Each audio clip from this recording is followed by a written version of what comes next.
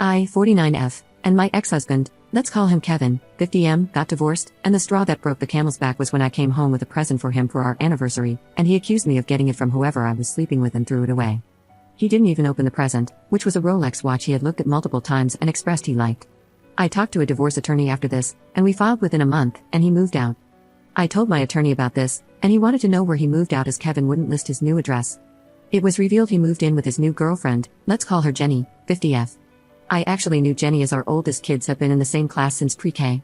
I also knew Jenny and her husband, let's call him Terry, 52M, just got divorced right before us too. It took a little over a year to finalize the divorce since Kevin couldn't agree to any terms. A few weeks after the divorce, Kevin and Jenny went public with their relationship on a luxury beach trip. Shortly after, Terry sent me a friend request that I quickly accepted. I'll admit, at this moment I was being shallow because he's undeniably attractive, and he messaged me right after. He asked if I had seen the post, yada yada yada, just small talk. Then the conversation quickly turned into making plans to get dinner and drinks one night. It was Kevin's first weekend with the kids, so Terry and I went out. It sounds sappy, but at that moment, I knew this could be something. It felt natural talking to him and like I didn't have to walk on eggshells or tiptoe around things. He was the first person to actually look at me while I'm talking, and we agreed on almost everything.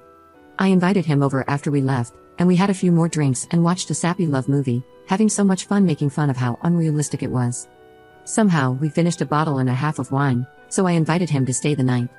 He offered to sleep on the couch, but I told him he could sleep in the bed since I still wasn't sleeping well because I wasn't used to sleeping alone. The next morning, I made us breakfast, and we agreed that we should do this another time and that it was great. As we were eating, Kevin texted me that he was down the road to drop the kids off. Terry rushed to get dressed and left. It felt terrible making him leave like that, and of course, the first thing Kevin asked about was if he saw Terry's truck coming down our road. I told him nope, and he dropped the kids off and left.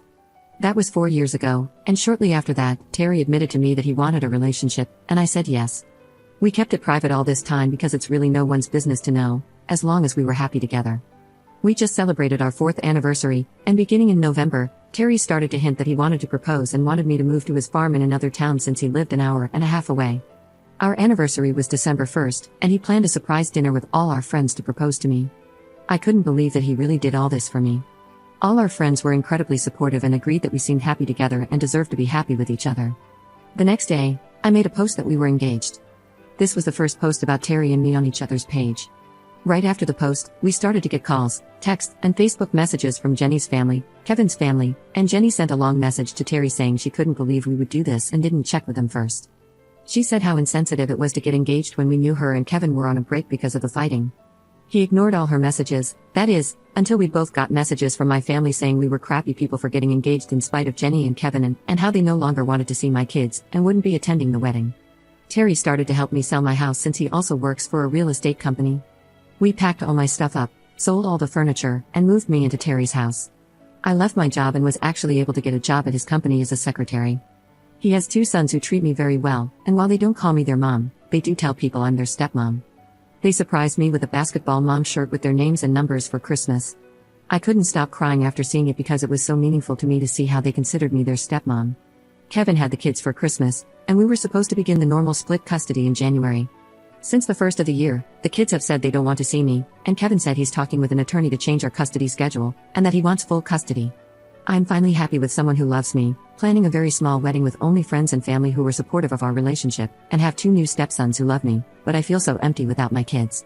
I took them to meet Terry, and he had been to dinner with us a couple of times, and he treated them like his own and never got onto them or was mean to them.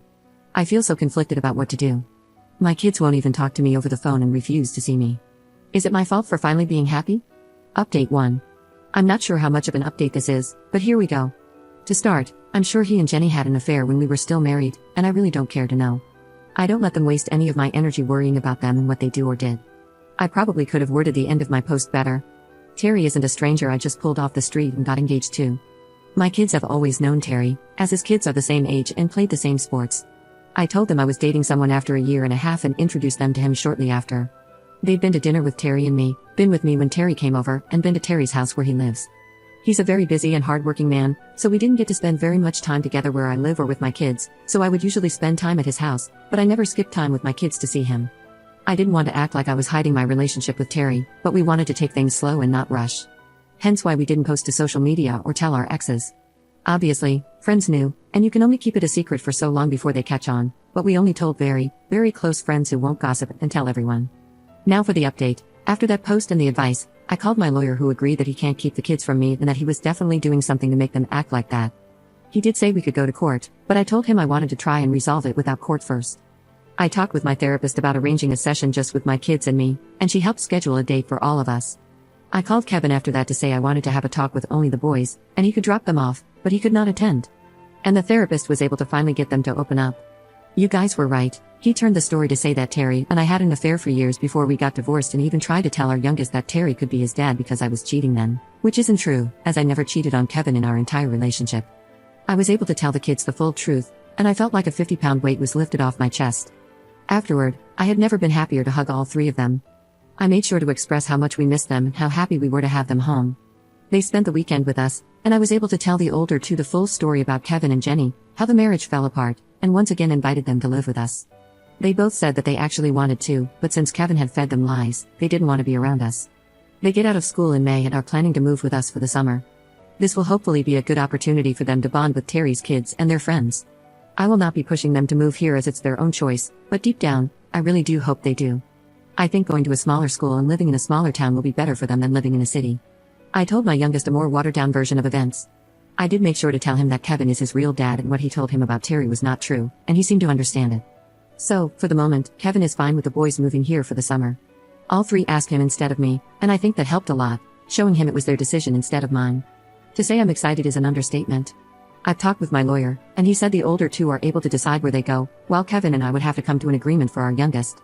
I don't want full custody as I think kids need their father in their lives, but my lawyer is urging me to fight for full custody.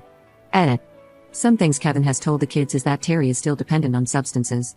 To make a long story short, about 2 years ago, Terry had been having neck problems and saw a chiropractor for the first time in his life. That chiropractor broke his neck in 4 places, resulting in him needing 2 surgeries and becoming addicted to pain meds. He was on them for a year, and it took him another 6 months to get off, but he's been clean since of any prescription medication. He also said that Terry and I wanted to take them away and never let them see their other family, tried to accuse me of being addicted to substances too, and I also found out Jenny was calling them my boys and wanting them to take her last name, which is still Terry's because she refused to change it after the divorce. So, there's still lots we don't know and hopefully will one day.